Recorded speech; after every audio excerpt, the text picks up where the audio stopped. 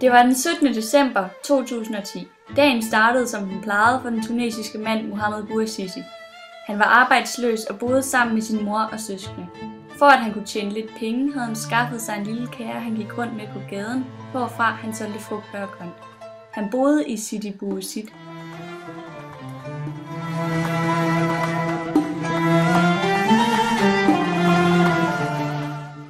Mohamed Bouazizi havde en stor familie at skulle forsørge. En mor og søskende. Hans far døde, da han var 3 år gammel. Som 12-årig var han begyndt at arbejde ved siden af sin skolegang. Han havde selv betalt for sine skolebøger og givet sin mor resten af pengene. Mohamed Bouazizi blev aldrig færdig med sin skole, og som 19-årig søgte han ind i hæren. Han havde trænet meget til det, men han fik aldrig noget svar tilbage fra hæren, og det slog ham ud. De havde ikke nok penge til, at han kunne komme på universitetet, men han ville også hellere arbejde. Så kunne han tjene penge, så hans søster kunne komme på universitetet, og han kunne brødføde sin familie.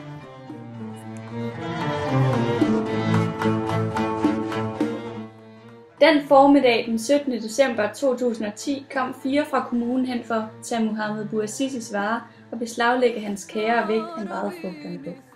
Det var ikke første gang myndighederne kom for at konfiskere hans ting. Det blev han ofte udsat for. For han betalte ikke licens, men kun meget få gadesælgere gør det, og han var mod korruption. Mohamed Bouazizi deltog også aktivt i demonstrationer og ønskede et friere Tunesien. Derfor holdt myndighederne øje med ham. Denne gang blev det for meget for Mohamed Bouazizi. Han kom op og skændes med de 4 fra kommunen.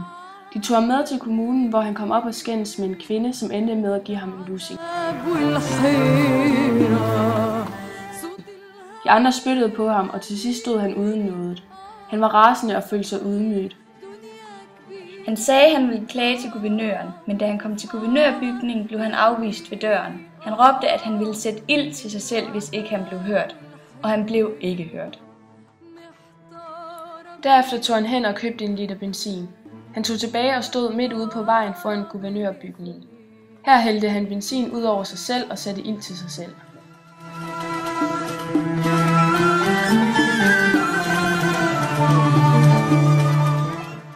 Folk i Tunesien kom til Sidi Bouzid for at demonstrere mod styret foran guvernørbygningen. Vreden mod Ben Ali havde aldrig været større. På dette tidspunkt lå Mohamed Bouazizi for døden på hospitalet. Mohamed Bouazizis historie var nu kendt i og uden for Tunesien. Præsident Ben Ali var nu forpligtet til at komme og besøge ham på hospitalet.